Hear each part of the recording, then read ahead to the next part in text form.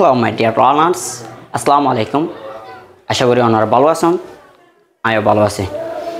আজকের টপিক বলতে নাম্বার লয়রে জীবাণীকে উগ্র গ্রামারের টপিকস। জীবাণু নাকি নাম এবং প্রনাউনরে সিঙ্গুলার টু প্লুরাল করিবেলা ব্যবহৃত।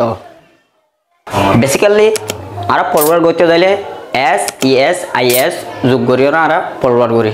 কিন্তু আজি আই অনারে ডিফারেন্ট কিছু ওয়ার্ডরে শিখিম। Let's go on. আরা চারগো ওয়ার্ডর চাই। প্রথমত পারসন, ফিশ, ফুড, ফ্রুটস। ইনারা দিয়ারা কি করিম প্লুরাল ঠ্যাঙ্গুরি করে ইয়ান শিখিম। Let's go on number 1.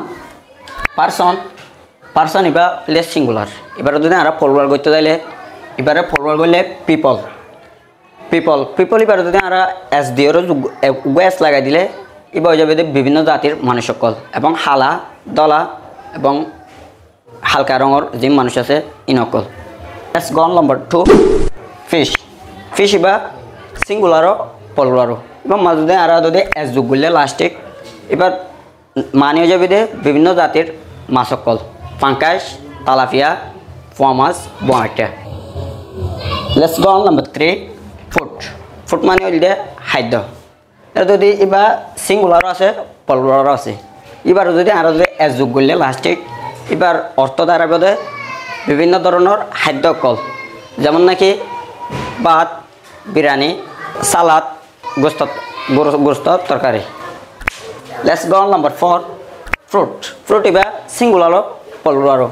এবার যদি আরও যদি লাস্টে যদি এস যোগ করলে এবার মানে দাঁড়াবে বিভিন্ন ধরনের গোলাগাল অক্ষর যেমন নাকি